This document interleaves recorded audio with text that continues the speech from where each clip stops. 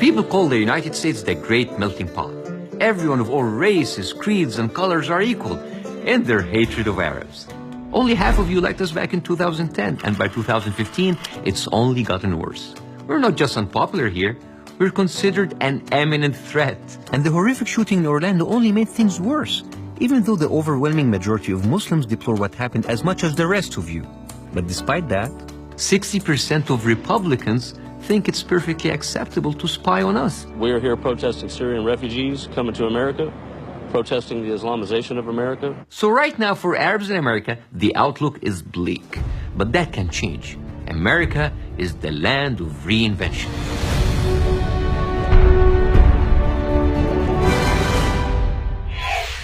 Rebranding a whole ethnicity is pretty ambitious. So I decided to start small, as in rebranding this Arab. I decided to consult with an expert in this area. Meet Kevin Walker.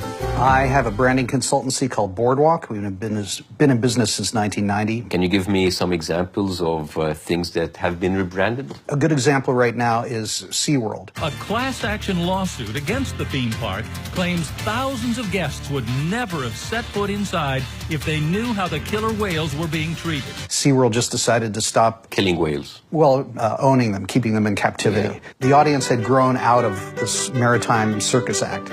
What about people? Can people be rebranded? Oh, yeah. You can take somebody like Arnold Schwarzenegger, who started off as a bodybuilder, morphed into an actor, morphed into a politician. To a Terminator.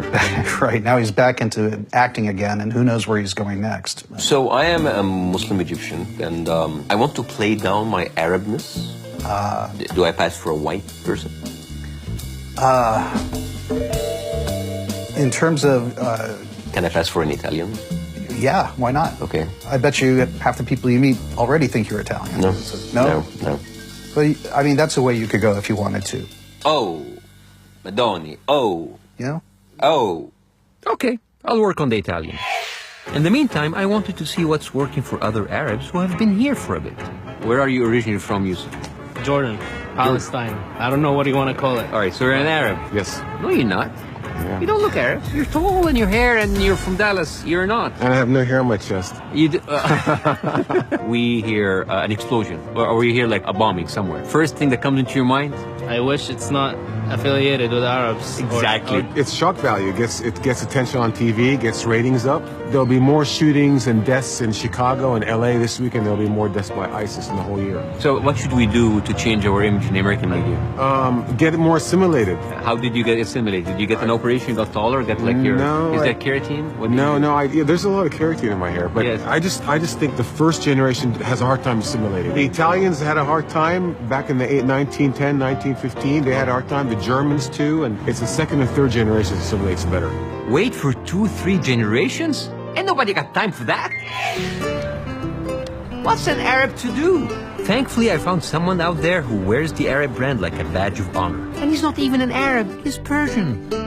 You are the experts. Yes. On how are Arabs being portrayed in the movie. Yeah, well, I wrote the book on the subject. Yes, not a terrorist, but I have played one on TV. What kind of terrorist do you usually play? I played one that was an Afghan, not an Arab. He was working for an Osama bin Laden type guy. I did the terrorist driving a nuclear bomb around. Oh, that's new. Yes. Halfway through the mission, my terrorist had a change of heart.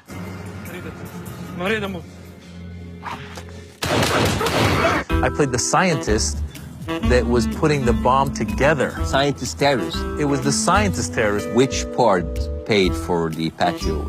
The terrorist scientist? Yeah, the terrorist scientist was a good start. That gave me a few $1,000s. What is the most Middle Eastern-y lines do you remember saying? I did have a chance to say Allahu Akbar. Okay. Just as I was about to try and shoot Chuck Norris. Yeah. But he shoots me before I even get the full statement out. So I basically got Allahu Ak, and that was it. What kind of tips can you give me? First of all, I think you've got great eyebrows for that, Yeah. for the terrorist parts. Mm-hmm. So when you go into auditions, you keep that eyebrow, you don't trim it at all. Should I link it? A unibrow. Let me just put it to you this way. If you link it, I'm going to estimate you'll probably book 8 out of 10 at least. Let the beard grow a little bit and frown a lot. You make them feel uncomfortable. Yeah. If you really want to go for it, maybe you look at one of the people that's casting and you just say Jew. Just to say it. Yeah. Just say Jew, even if they're not Jewish. Maybe the guy's black. You say Jew. You just throw it out there. Yeah. Right?